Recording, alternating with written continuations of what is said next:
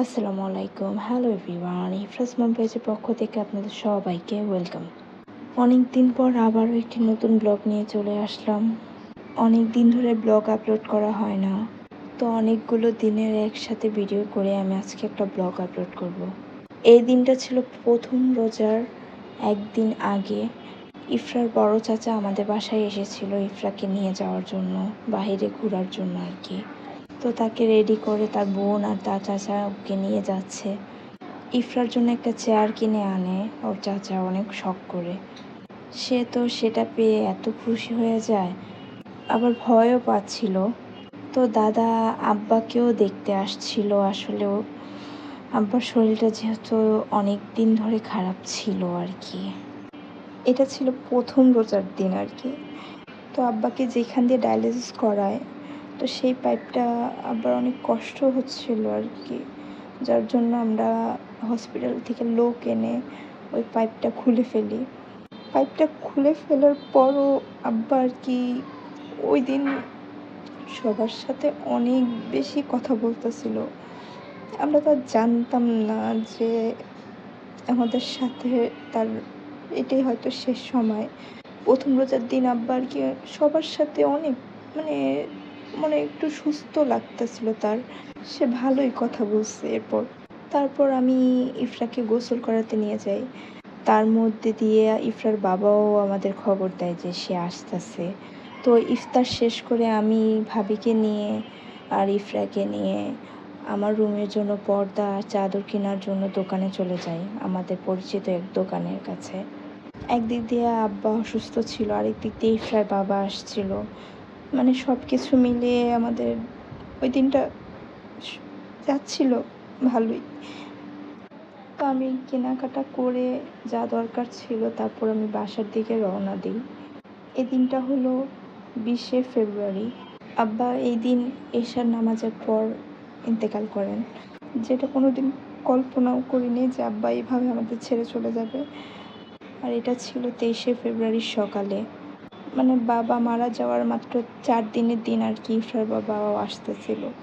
আমার 2 ভাই, আমি ইফরাকে নিয়ে আর আফরিনকে নিয়ে চলে যাই।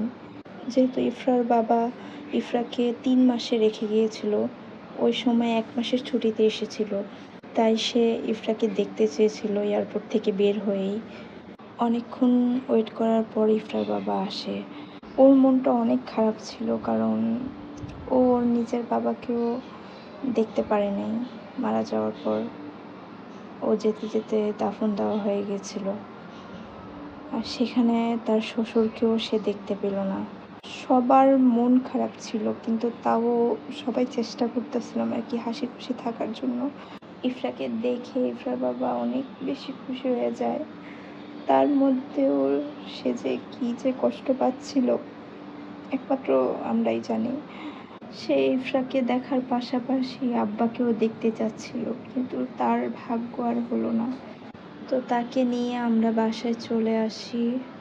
বাসায় এসে ইফরার বাবা ইফরার জন্য যা যা নিয়ে এসেছিল আর কি খেলনা, তো সেগুলো সব বের করে দিচ্ছিল যাতে ইফরা তার সাথে একটু মিলে। যেহেতু ইফরা ফোনে ওকে দেখতো, এখন আর কি ওরকমভাবে ওর বাবাকে এখন পর্যন্ত চিনে উঠতে পারে নাই, ছোট মানুষ তো। তাই ওর বাবা সব রকমভাবে চেষ্টা করতেছিল আর কি, যেভাবে মেয়ে তাকে চিনতে পারে যে আসলেই ওর বাবা। তো ওর খেলনাগুলো দেখাচ্ছিল মেয়েকে। এই সব কিছু আব্বার রুমে বসে বসে সে করছিল, আর বারবার বলতেছিল যে আজকে আব্বা থাকলে আমাকে দেখে কত খুশি হয়ে যেত, যে জামাই আসছে, জামাইয়ের জন্য এটা কর ওইটা কর। আর সেই নাই, তার রুমে একা বসে আছি, মানে বাসাটা পুরা খালি। মানে সে যে কী কান্না করছে। তো ইফরার সামনে আমরা বেশি কেউ কান্নাকাটি করি না, কারণ আব্বা মারা যাওয়ার যেদিন, ওই দিন অনেক লোকজন যেহেতু বাসায় আসছিল, তো ইফরা অনেক ভয় পেয়ে গিয়েছিল তাদেরকে দেখে। তো কান্নাকাটি, তো সেই অবস্থাতে এই জন্য আর আমরা কেউ সামনে কান্নাকাটি করতেছিলাম না। যতটুকু পারি ওকে একটু মানে ভালোভাবে রাখার চেষ্টা করতেছিলাম। তো ওর বাবা খেলনাগুলো ওর সামনে নিয়ে দেখাচ্ছিল যে দেখো। তো ওইগুলো দেখে অনেক বেশি খুশি হয়ে যাচ্ছিল। মানে ওর বাবা অনেক খেলনা এনেছে, আর সাথে মানে যেভাবে পারে ওর সাথে মেশার জন্য আর কি, যা যা করা দরকার ও তাই করতেছিল। অবশেষে তার জন্য চকলেটগুলোও বের করে দেয় যে নাও তুমি এগুলো খাও। মানে আমি বলতেছিলাম যে আমি এখনও ওকে চকলেট দিই না, বলে কি না ও খেলুক, তাও ও আমার কাছে থাকুক, একটু বুঝুক যে না আমি ওর বাবা। মানে মেয়ের সাথে সে যে কী পাগলামি করতেছিল, তার মধ্যে দিয়ে মানে সে আব্বার রুমেও ছিল, মানে বারবার আব্বার কথাও বলতেছিল।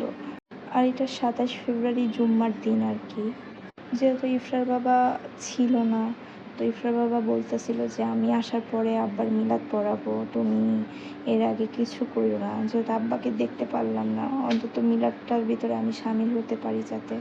তো জুম্মার দিন আমরা মিলাদ পড়াই আব্বার জন্য। এগুলো করতেছিল ঠিকই, কিন্তু আসলে কেউ বিশ্বাস করতে চাইতেছিল না যে আব্বা আসলে আমাদের মাঝে আর নাই।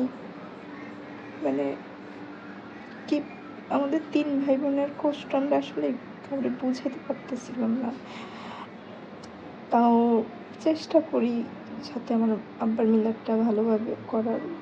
আপনারা সবাই আমার আব্বার জন্য দোয়া করবেন আর নিজেদের বাবা মার খেয়াল রাখবেন।